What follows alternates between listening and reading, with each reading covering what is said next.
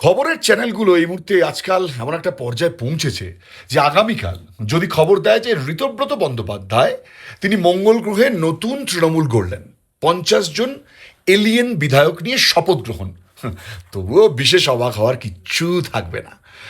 আজকের breaking news, Trinamool Congress ভেঙে টুকরো টুকরো, নতুন তৃণমূলের জন্ম, নেতৃত্বে ঋতব্রত বন্দ্যোপাধ্যায়।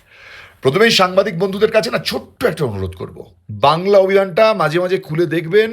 যাকে বহিষ্কার করা হয়েছে তাকে সাসপেন্ডেড বলা হয় না, বহিষ্কৃতকে ইংরেজিতে বলে এক্সপেলড। তবে যেহেতু এখন সাংবাদিকতার চেয়ে নাটকীয়তা বেশি জরুরি, তাই এই ভুলগুলো বোধহয় ওই ক্রিয়েটিভ ফ্রিডমের অংশ। এবার আসি মূল প্রসঙ্গে।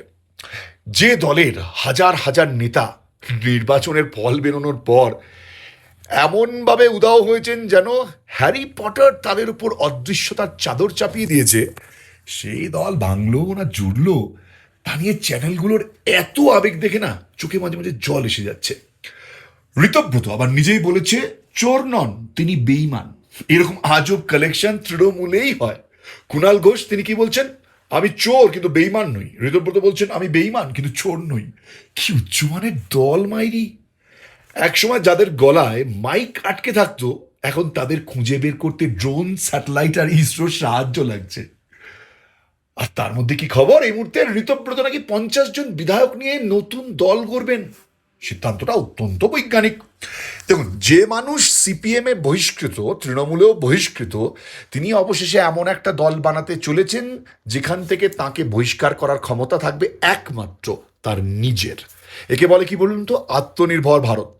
সিপিএম বলল না, তৃণমূল বলল না, বিজেপি ভাবলো ধন্যবাদ দরকার নেই, তাই শেষমেশ সিদ্ধান্ত নিজের দল, নিজের বহিষ্কার, নিজের সম্মাননা, নিজের উত্তরীয়। বাহ! এখন প্রশ্ন, তৃণমূল কি সত্যি ভেঙে যাচ্ছে? একটা দলের যদি একটা মাত্র পোস্ট থাকে আর বাকি সবাই ল্যাম্পপোস্ট হয়, তাহলে 2-4টে ল্যাম্পপোস্ট খুলে অন্য জায়গায় বসানো হলে কি মূল পোস্টটা ভেঙে যায়? না, সেটা হয়তো ভাঙে না, ল্যাম্পপোস্টটা শুধু বদলায়, বাল্ব বদলায় আর তারও বদলায়, কিন্তু খুঁটি থেকে যায়। কিন্তু এইবার পরিস্থিতিটা অন্য, তৃণমূলের খুঁটিতেই জং ধরেছে। মাননীয়া হাইকোর্টে গিয়ে চোর চোর শোনার পর খুব বেশি আর বেরোতে সাহস করছিলেন না। তারপর আবার ওই পাবলিক যুবরাজকে দিয়েছে ডিম থেরাপি।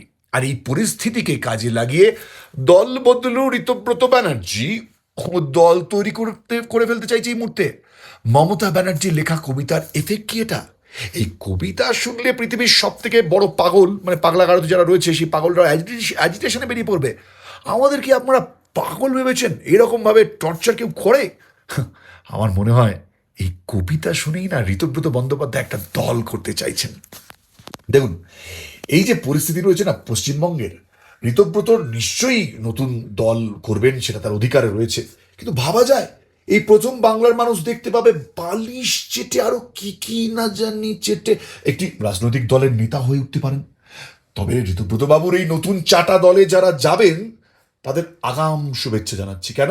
সবাইকে ওনার থেকে বালিশ চাটার ওই ট্রেনিংটা অলরেডি কি নিয়ে নিয়েছেন, নাকি নতুন দলের নাম লেখানোর পরে উনি আপনাদেরকে ওই পলিটিক্যাল ক্লাস দেবেন যেখানে বালিশ চাটা শেখানো হবে? সব থেকে করুণ অবস্থা এই মুহূর্তে কি জানেন? মাননীয়া মমতা বন্দ্যোপাধ্যায়ের সময়ের পায়ের উপর পা তুলে আপনি আর আপনার ওই যুবরাজ ঋতব্রতর মুখে সিপিএমকে দেওয়া গালাগালিগুলো উপভোগ করতেন। আর এখন সেই সব দিন অতীত। পায়ের কাছে বসে থাকা পোষা মিনিটা তাঁতি বাঘ হয়ে কামড়ে দিচ্ছে। সরি সরি সরি, ভুল বললাম, বাঘ নয়, বাঘ নয়, বাংলার স্বঘোষিত রয়্যাল বেঙ্গল টাইগার তো আবার আপনার এঁচড়ে পাকা ভাইপো। তাহলে আপনার এই পোষা সাদা হুলোটা কি এবার কালো ভুলু? তাদেরকে কি বলবো? আপনি ঠিক করে নিন কাকে কি বলবো। একসময় মাননীয়া কবিতায় বলেছিলেন আমরা সবাই ড্যাং ড্যাং। দেখুন এবার কিভাবে সিপিএম এর থেকে তুলে আনা বহিষ্কৃত ঋতব্রত ড্যাং ড্যাং করতে করতে নতুন তৃণমূলের নেতা হতে চাইছে। আর বাংলা রাজনীতির সব থেকে বড় শিক্ষা কি জানেন? এখানে স্থায়ী বন্ধু নেই, স্থায়ী শত্রুও নেই, শুধু স্থায়ী মাইক্রোফোন আছে। তাই অপেক্ষা করুন, শীঘ্রই হয়তো আত্মপ্রকাশ করবে নতুন রাজনৈতিক শক্তি। কি নাম হবে? Communist party of Trinamool Congress, মানে সিপিটিসি। আদর্শ কি? পরিস্থিতি অনুযায়ী। নীতি কি? প্রয়োজন অনুযায়ী, সংগঠন সুযোগ অনুযায়ী। প্রতীক কী হবে? কাস্তের ওপর জোড়া ফুল। দলীয় স্লোগান কি থাকবে? যেখানে বহিষ্কার সেখানেই অধিকার। বাংলার রাজনীতি এখন আর রাজনৈতিক বিজ্ঞান নয়, এটা পুরোপুরি কমেডি, স্যাটায়ার আর সাসপেনশন থ্রিলারের, মানে ওই সাসপেন্স থ্রিলারের মিশ্রণ, ব্যবসাও বলতে পারেন। যাক, পরবর্তী পর্বের অপেক্ষায় থাকুন। আপাতত শেষ করছি। আপনার মতামতটা লিখতে ভুলবেন না। Tata, bye bye.